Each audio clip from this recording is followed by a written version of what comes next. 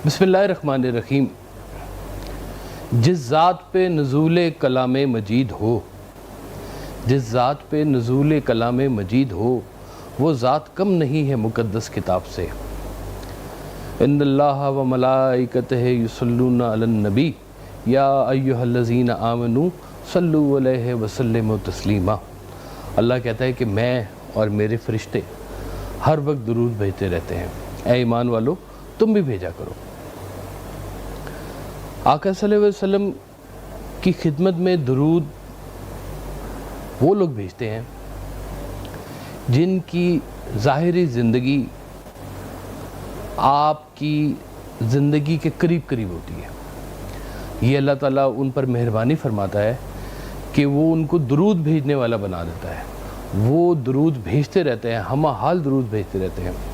हम लोगों ने आजकल ये अब तक जो कह लें कि जैसे माहौल में हम चल रहे हैं, एक साहब ने कहा कि जी मैंने 10 लाख मरतबा दुरूद शरीफ भेजा है लेकिन गाड़ी नहीं मिली मुझे अभी तक।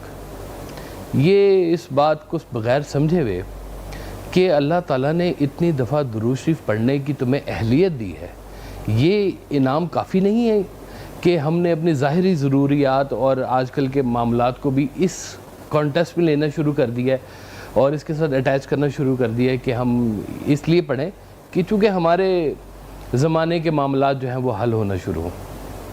आप सल्लल्लाहु अलैहि वसल्लम की ज़ात मुबारका ऐसी ज़ात मुबारका है कि जिनको हमेशा अरूज व दवाम ही हासिल है, और उन पर दुरूद भेजना हमारे लिए सादत, सबसे बड़ी सादत यही है। दुरूद भेजने के बहुत सारे तरीके हैं, अल्फाज भी हैं और अल्फाज के अलावा भी हैं।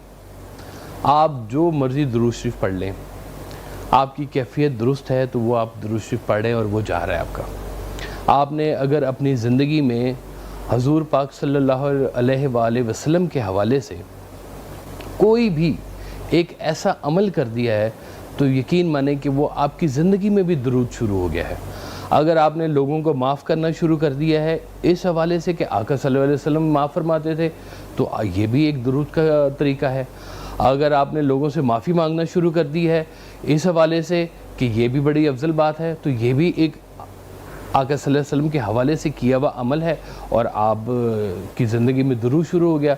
अगर आप ज़िंदगी में ये एक अमल ले आए कि झूठ नहीं बोलना इसलिए कि आका ने कहा है, तो वो आपकी ज़िंदगी में ये दुरूद शुरू हो गया।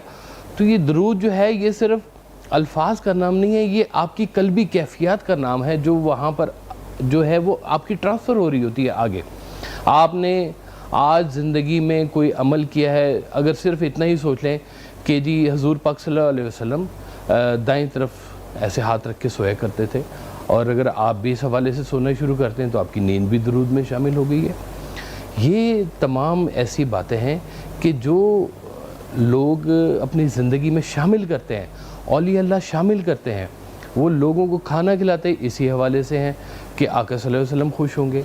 जहाँ जहाँ आप खुश होंगे इस हवाले से कि आपका ताल्लुक़ हजूर पाक सल्लल्लाहु अलैहि वसल्लम से बनता जा रहा है, वही मामला दुरूद में शामिल होते जा रहे हैं। लोग इब्तला के मकाम पर दुरूद भेजते हैं। सरकार हज़रत वासिफ़ अली वासिफ़ रहमतुल्लाह अलैह फरमाया करते थे कि जो सब्र के मकाम को शुक्र का मकाम बना लें, ये आका सल्लल्लाहु अलैहि वसल्लम के ख़ास सोल्जर होते हैं।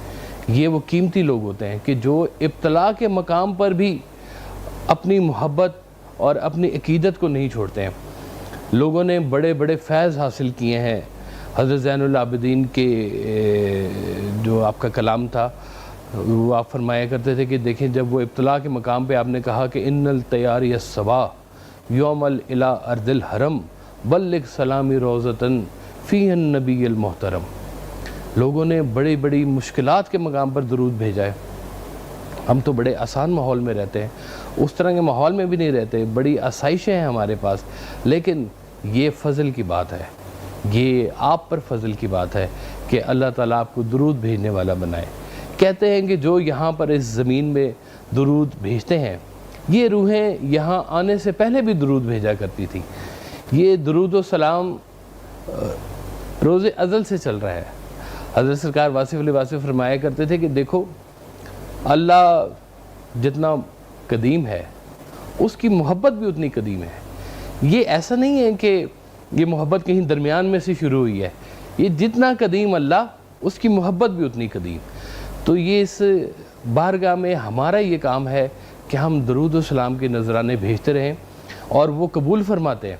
ایک شعر ہے واز صاحب کا، آپ فرماتے ہیں کہ اس نظر میں فاصلے صدیوں کے بھی حائل نہیں۔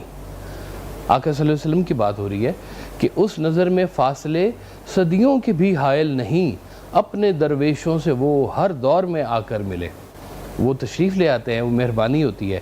ایک شعر اور آپ کا مجھے یاد آ گیا کہ خاک کو رفت ملے، بے بال و پر کو پر ملے، نعت پیغمبر سے جب عرفان پیغمبر ملے۔ نعت شریف، درود شریف کا ہی ایک حصہ ہے کہ آپ اپنی محبت اور عقیدت آقا صلی اللہ علیہ وسلم کی خدمت میں پیش کریں۔ یہ درود شریف ہے۔ جتنی ہمارے ہاں محافل نعت ہو رہی ہیں، وہ اس بات سے بالکل اپنے آپ کو جو ہے نا وہ ہوشیار رکھے کہ یہ بہت قیمتی بات ہے۔ اس کو صرف پیسوں کی نظر میں نہ دیکھا جائے۔ جس کے لیے نعت لکھی گئی ہے، سننے والے وہ خود ہیں۔ ایک پنجابی کا شعر ہے، واز صاحب کا، فرماتے ہیں کہ جتھے نعت نبی دی ہووے اتھے اس دا جلوہ، چھوٹی وڈی نعت نہ ہوندی پیش کرو جو سردا۔ بس یہ زندگی میں کام کریں کہ جو ہو سکتا ہے پیش کرتے جائیں، اپنے حبیب کے صدقے پیش کرتے جائیں، ان کے حوالے کرتے جائیں، اپنی نسبتوں کو، اپنے معاملات کو اس محبت سے منسلک کرتے جائیں۔ یہ جیسے جیسے آپ منسلک ہوتے جائیں گے، آپ کی زندگی درود میں ڈھلتی جائے گی۔